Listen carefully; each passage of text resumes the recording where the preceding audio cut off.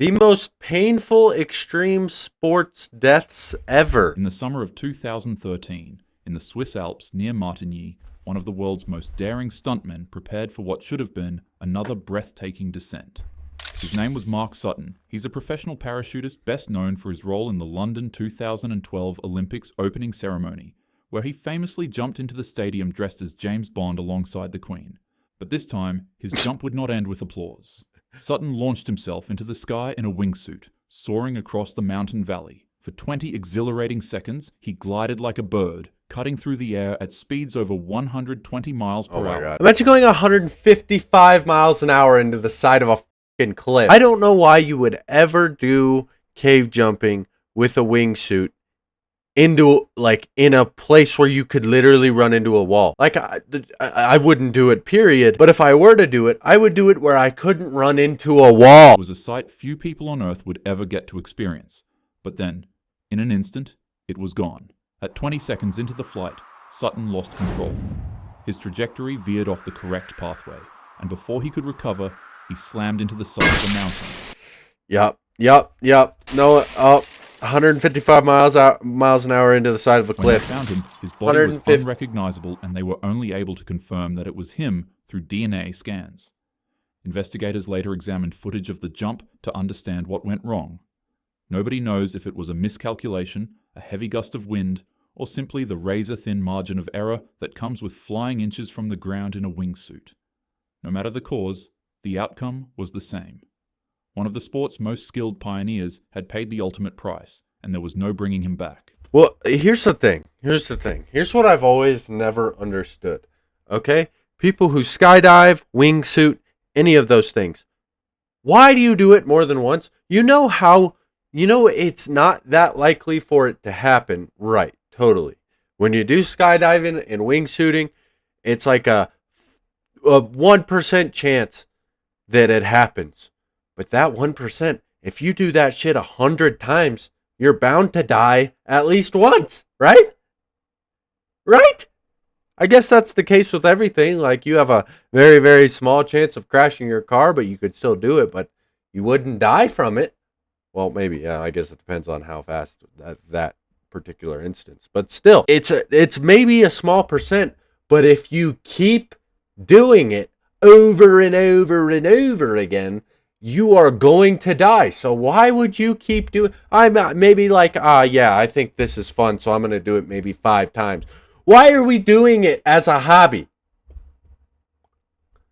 There's bound to be something go wrong at some point. Friends described him as fearless, committed, and unforgettable. A man who had lived his life in moments that most people could only dream of. But in extreme sports, even 20 seconds can be enough to determine your fate. Imagine Subway clinging to the side surfing. of a speeding train. Oh boy. You climb to the roof with its steel rattling beneath your feet, wind screaming in your ears, and with your body being pumped full of adrenaline. That's train surfing, one of the most dangerous extreme sports out there, although in reality it's more reckless thrill-seeking than an actual officialized sport. It started decades ago in places like South Africa, Russia, and Germany, spreading worldwide as a dangerous daredevil subculture. One of the most prominent areas train surfing has become a part of. You know what we're gonna do? On a I never made the team growing up. How do I get good at a sport? You know what I'll do? I'll climb on top of a train while it's moving, movie style, and I'll call it a sport. I don't even know how to make a joke out of it. I actually don't. Like, I'm trying.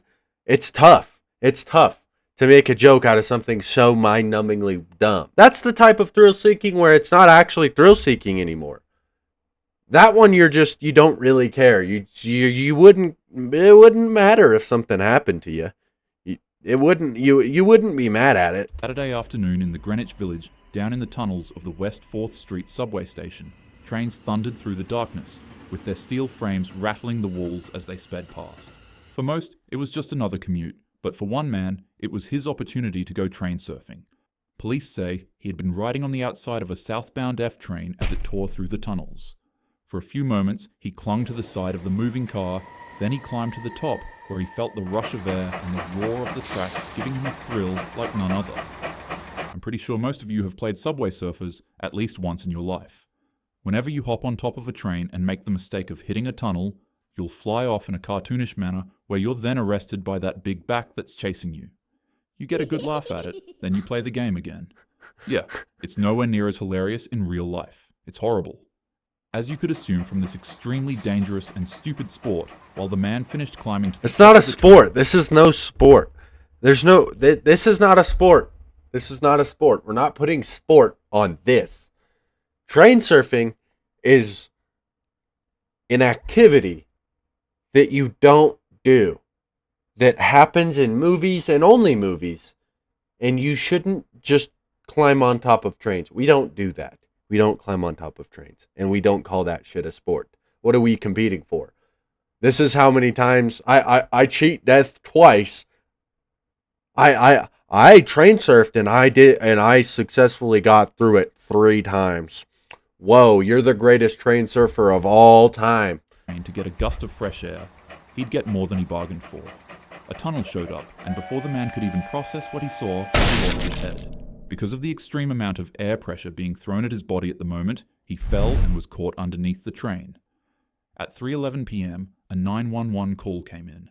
Someone said they had seen a man slip beneath the subway earlier, and sure enough, when officers arrived, they found him under the train with his body decapitated.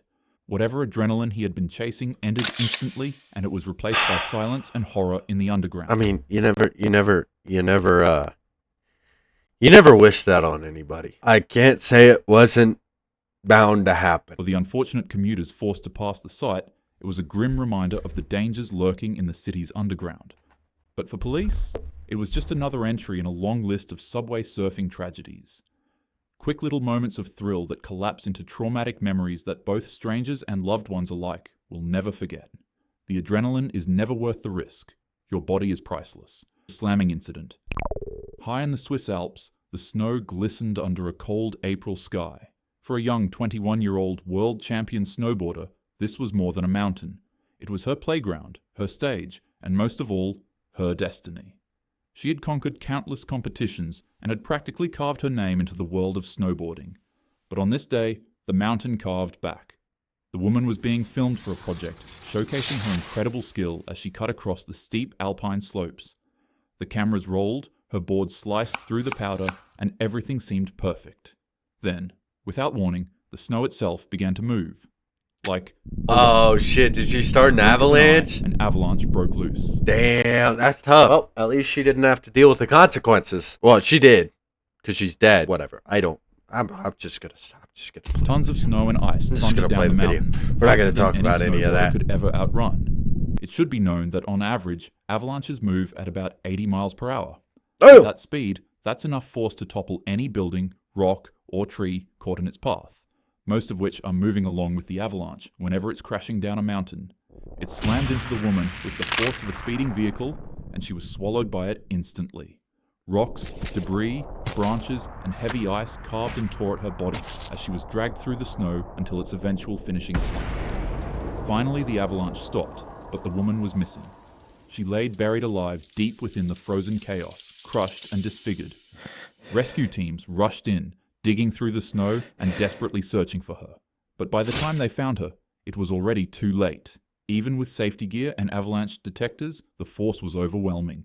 This woman, once one of the brightest and youngest stars in snowboarding, was gone in seconds. Even champions are fragile against nature. If you're an outdoorsy, the Red Bull incident. Oh boy. The arena was packed, and its air was alive with cheers and the violent rhythm of tradition. In the center, a matador faced down his opponent. Not another fighter, not another man, but a bull weighing more than half a ton, bred for power, speed, and fury. Let me guess. Let me take a wild guess on what happens here. The fight went as expected. The matador waved down his red cape, and the bull charged. As you'd guess, in the background, the crowd roared at each narrow escape. With over 2 decades of experience in the ring, this 39-year-old Spanish bullfighter was known as one of the best to do it in his time. He'd toss his cape to one side, effortlessly thwarting the bull's charge. Then he'd do it again, to make the crowd go wild. But then, in a heartbeat, the balance shifted. He'd put up his cape again for the bull to charge past him, but unexpectedly it caught him. The bull slammed into the matador's face with a force that was so brutal that the horn struck him in his skull, fracturing upward through his jaw and out his eye. He was Oh, hit directly in the head by a 1,000-pound bull's horn, damn. effectively splitting his face in two. The crowd fell Ooh. silent as blood poured onto the sand. The matador dangled helplessly, impaled by the animal until it heavily thrashed him off of its horn. Oh, yep. You traumatized the entire audience. The best part is that the man was fully conscious. He rose back from the ground like a zombie and began screaming that he couldn't see, sending the crowd into a horrific panic. God, that's even The worse. bullfighters jumped into the ring to Tough. distract the bull and to retrieve the man's body. Once again, his face was split in two, his teeth were shattered, his jaw and cheekbone were fractured, and the Damn. horn head punctured out his eye and pierced him right through his skull. But, to everyone's complete and total shock, the man actually somehow survived. The horn pierced his skull and was dangerously close to his brain, but it missed. Against all odds, he returned back to the ring less than a year later, and he'd continue his passion. Juan Jose Padilla is now known as the Pirate of Bullfighting. He survived? This says the most extreme sports deaths, but he didn't die. In 2018, He's alive. he experienced another horrible incident where he was scalped by a bull. Bro, oh my gosh. You get out once. If you survive it, I don't understand. Why go back? I got pierced in the back of the head. Let's do that shit again. Honestly, this man might just be invincible because he'd somehow survive once more, and he'd return back to the ring again to continue the sport.